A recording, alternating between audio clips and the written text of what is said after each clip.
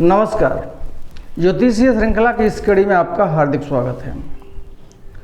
कुंडली में दशानाथ यदि भिन्न भिन्न भावों में स्थित हो तो उसकी महादशा में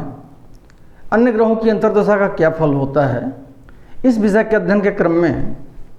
आइए अब हम केतु की महादशा के फल का अध्ययन करते हैं। यदि केतु कुंडली में भिन्न भिन्न भाव में स्थित हो तो उसमें उसकी महादशा में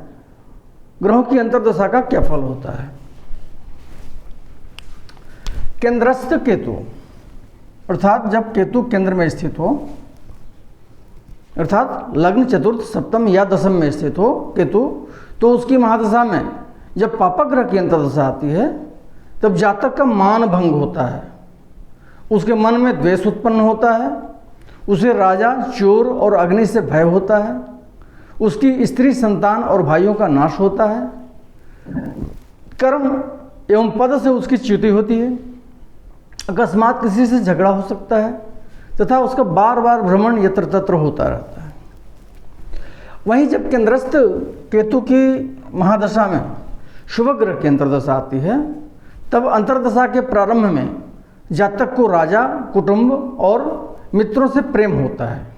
उसके शरीर में आरोग्यता आती है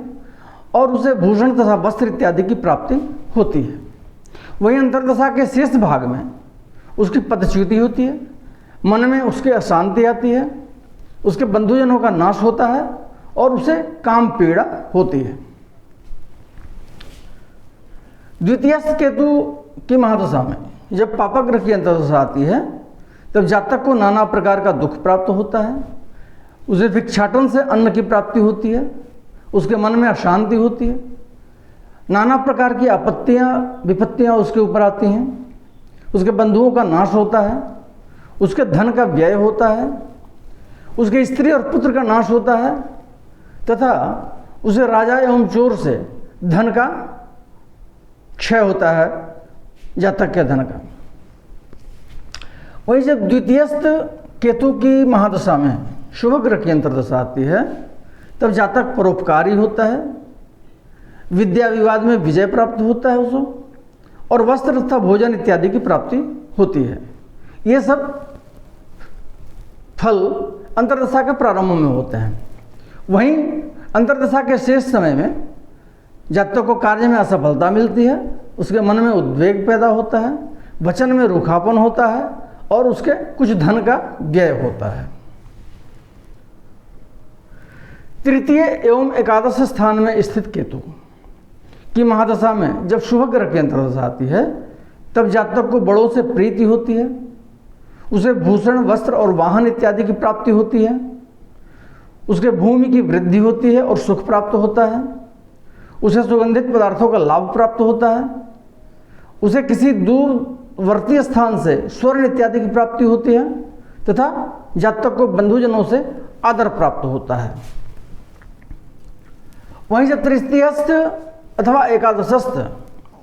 केतु की महादशा में पापक ग्रह की अंतर्दशा आती है तब अंतर्दशा के प्रारंभ में जातक पाप कर्म निरत रहता है, वह सब कार्यों में विघ्न डालने वाला होता है,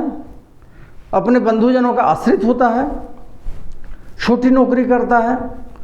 और बुरे प्रकार का वस्त्र धारण करने वाला होता है। वही अंतर्दशा के शेष भाग में उस जातक को सुख की प्राप्ति होती है, उसे स्त्री, पुत्र इत्यादि का सुख प्राप्त होता है तथा धन का आगमन उसके घर में होता है। अगले वीडियो में हम केतु यदि त्रिकोणस्थ हो और षष्ठ, अष्टम तथा द्वादश भाव में स्थित हो अर्थात त्रिक भाव में स्थित हो तो उसकी महादशा में ग्रहों की अंतर्दशा का क्या फल होगा, इसका अध्ययन करेंगे। नमस्कार।